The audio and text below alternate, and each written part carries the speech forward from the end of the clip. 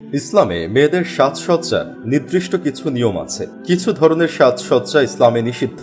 মেয়েদের জন্য 5 প্রকার সাজসজ্জা করা হারাম।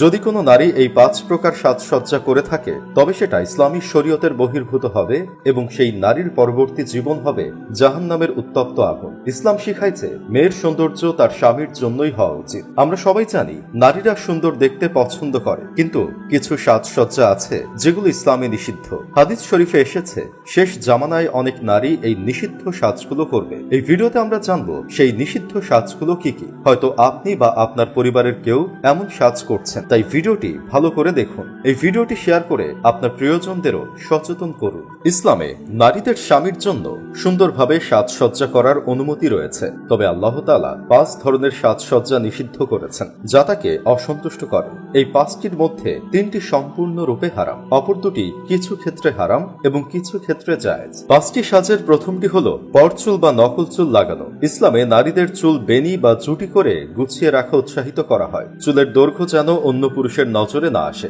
সেদিকে নারীদের সতর্ক থাকতে হবে। স্বামীর অনুমতি ছাড়া কোনো নারী পরচুল ব্যবহার করতে পারবে না। 2 নম্বর হচ্ছে ভ্রু প্লাক করা। ইসলামে ভ্রু প্লাক করা কঠোরভাবে নিষিদ্ধ। ভ্রু প্লাক করার অর্থ হলো ভ্রুকে চিকন করে মাঝখানে ফাঁকা করে তোলা। আল্লাহ তাআলা মানুষকে সৃষ্টি করেছেন নিখুঁতভাবে। শরীরে কোনো ধরনের ক্ষত চিহ্ন তৈরি করা বা সৌন্দর্য বৃদ্ধির জন্য শারীরিক গঠন পরিবর্তন করা ইসলামে গৃহীত নয়। হাদিস শরীফে এসেছে যারা ভ্রু প্লাক করে আল্লাহ তাআলা তাদের উপর লানত করেন, কেননা আল্লাহর সৃষ্টিতে হস্তক্ষেপ করা কখনোই গ্রহণযোগ্য নয়।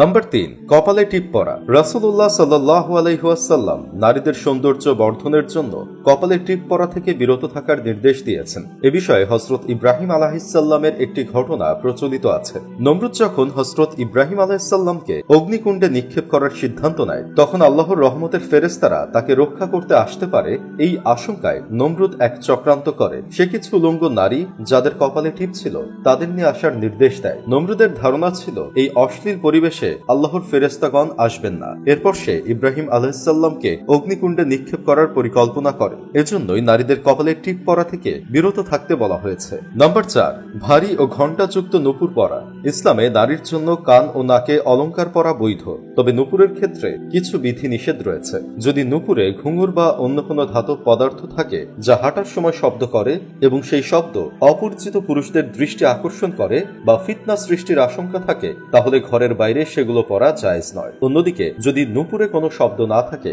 তাহলে ঘরের বাইরেও তা পরা জায়েজ। নাম্বার 5, স্বামী ব্যতীত অন্যের জন্য সুগন্ধি ব্যবহার করা। ইসলামে সুগন্ধি ব্যবহার করা সুন্নত হলেও নারীদের জন্য এর নির্দিষ্ট বিধান রয়েছে। একজন নারী শুধুমাত্র তার স্বামীর জন্যই ঘরে সুগন্ধি ব্যবহার করতে পারবে।